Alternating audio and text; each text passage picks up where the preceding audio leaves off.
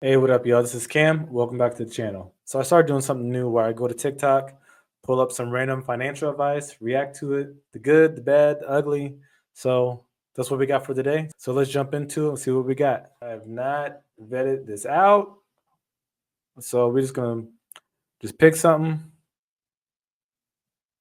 and see what we can find. 3 things that you guys should be doing financially that's easy as fuck to do. And honestly, if you're just doing these 3 things, you're going to save yourself a lot of money and you're not costing yourself any money by not doing these.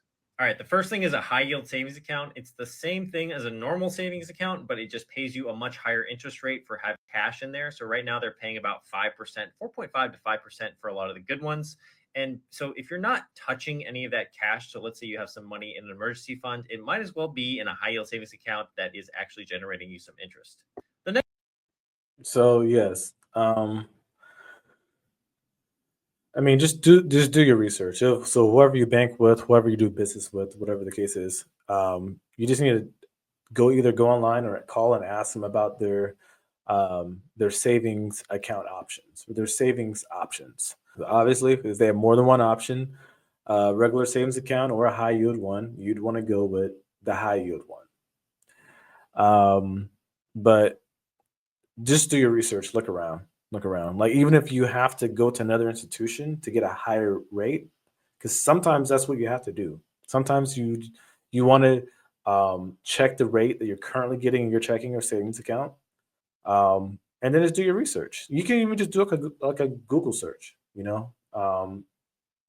Institutions paying the highest yield, or whatever the case is. So usually for this, you want to keep your emergency funds, and you want to work towards building 3 to 6 months of emergency funds in this kind of vehicle. The next thing is to have a Roth IRA. A Roth IRA is an individual retirement account where you put in after tax dollars. But as a result, when you invest in the Roth IRA, all of your earnings are going to be tax free. So you're not taxed on any of the gains that you make in that account.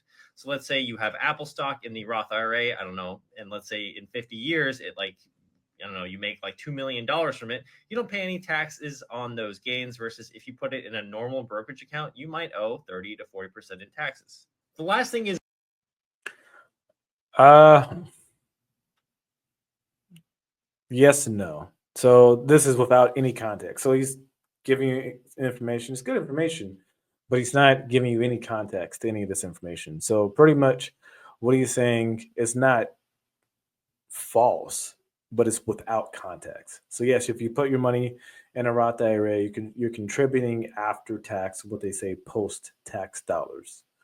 As long as the money stays in the account for at least 5 years and you've reached the age of 59 and a half or whatever it is with the IRS guidelines. I know they change it a lot, but as long as both has been satisfied, then what he's saying is correct. Everything within that Roth IRA at that point is tax free. So, like he said, you put money in the Roth, you invest it, you buy an investment, it grows, and then you sell it at that point.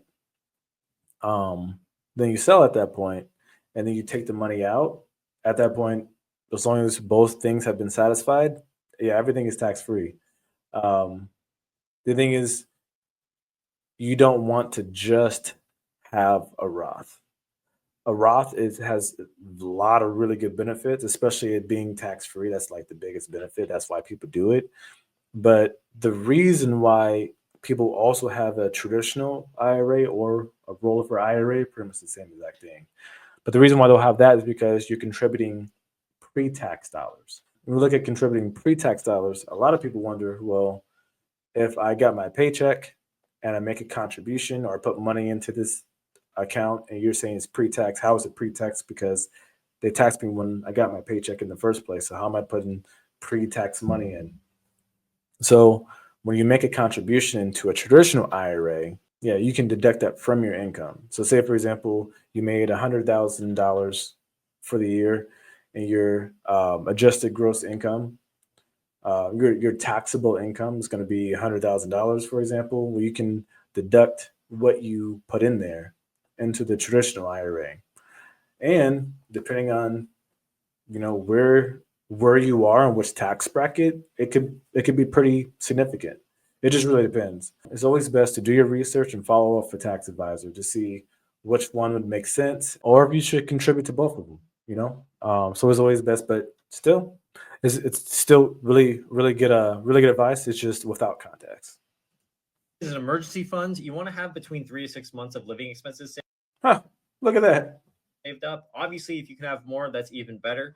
The best part of an emergency fund, in my opinion, is that you're not worried about, let's say, a $300 vet bill or maybe a speeding ticket or something like that. It's not going to ruin your day.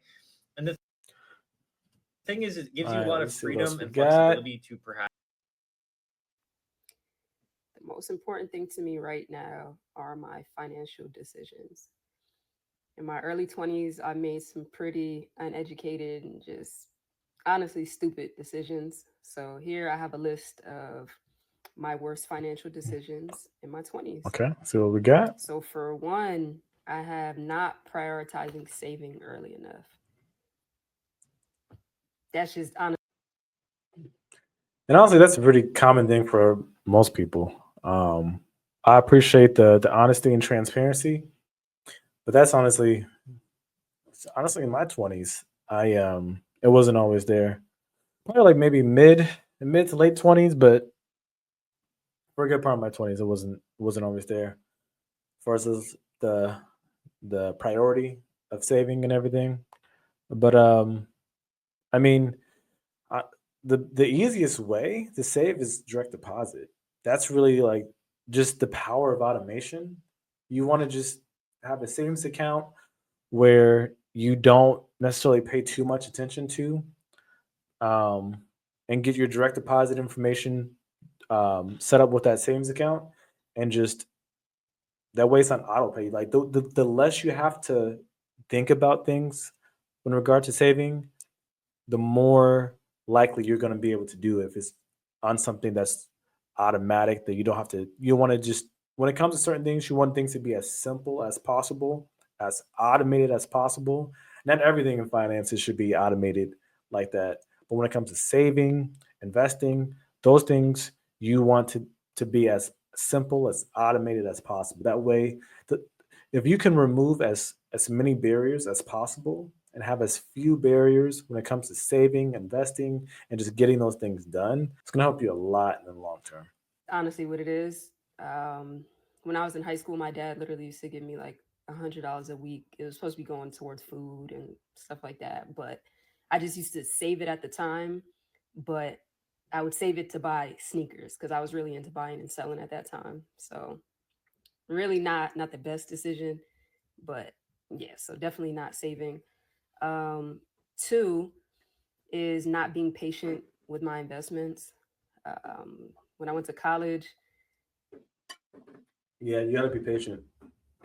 This stuff is a long term. There's no such thing as getting rich quick. And if it is, that's something you don't want any part in. I'm telling you, there's no such thing as getting rich quick.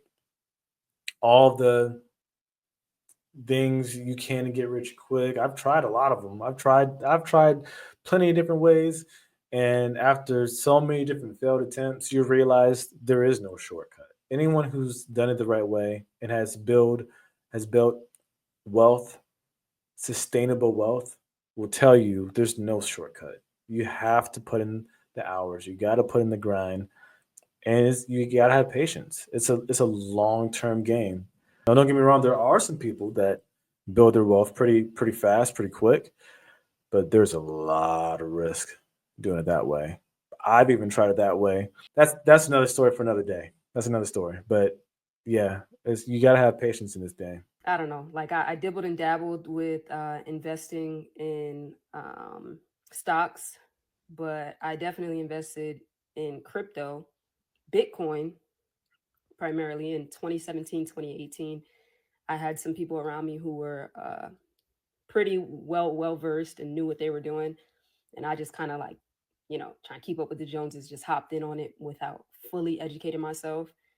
So I put money in, and then I ended up taking it out, unfortunately. So, so yeah, just not being patient. And then at that same time, I also got insight on Nvidia through those same people, and I just didn't believe in it at the time because it wasn't moving as fast as I wanted it to. So yeah, definitely be patient. Oh, I've been there. Not with these companies, but just making that decision with other investments. Like, this don't really seem like the one. I think I can, do better somewhere else. Put my money somewhere else. Let me just move it. Hey, I've been there.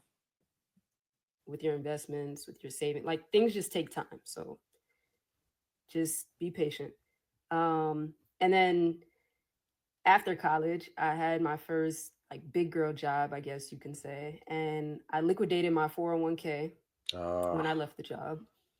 And I don't think that that's necessarily an issue altogether. It was an issue in my situation because I didn't make good use of that money. I took the money out and I can't even tell you where it went. Like, And that money's there for emergencies, and sometimes hey, that money's there for emergencies, and sometimes you come into a situation to where you have an emergency. You need the access to the funds. She's being very honest and transparent about some of her financial decisions, and I'll probably make a video about my bad financial decisions. I got a ton of them. Trust me, I got a ton of them. We all do. No one's perfect. We've all made mistakes. No one's got the success with finance without making the mistakes, unless you were just gifted the money. But yeah, your 401k, that's really like last ditch effort. If you come on hard times, you really want to lean on your emergency fund first. That's why it's there. And then your 401k, that's usually the last thing you want to do. A lot of reasons, because you're taking away all the compound interest that you have built over time. And for some people, it's a lot. It's a lot. It's a lot of time, a lot of a lot of compound interest. It's 5, 10, 15 years. For a lot of people, that's a lot of time. And also for the taxes. So when you take money out of your 401k, it's counted as ordinary income. So you got to pay taxes on that because it's treated as pre-tax dollars. The whole point of putting it in the 401k, and the good thing about that is when you put that money in before it even gets taxed. So you haven't been taxed on that money. So when you take the money out, the IRS is going to tax you. And because it's a 401k, because it's an employer sponsored plan, you take that money out under the age of 59 and a half, the IRS will assess an additional 10% penalty on top of that. So they really discourage you from pulling that money out under the age of 59 and a half because it's meant for retirement. But at the same time, we all come to situations to where, we need funds. I've been in that case myself, so I'm not exempt from that either.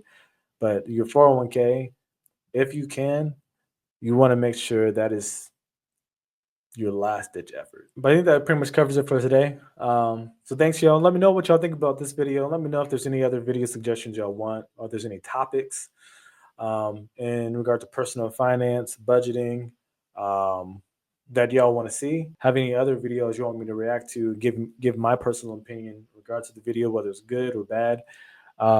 Yeah, let me know. Send it my way. Thanks y'all so much for tuning in, and I'll see you in the next video. Peace.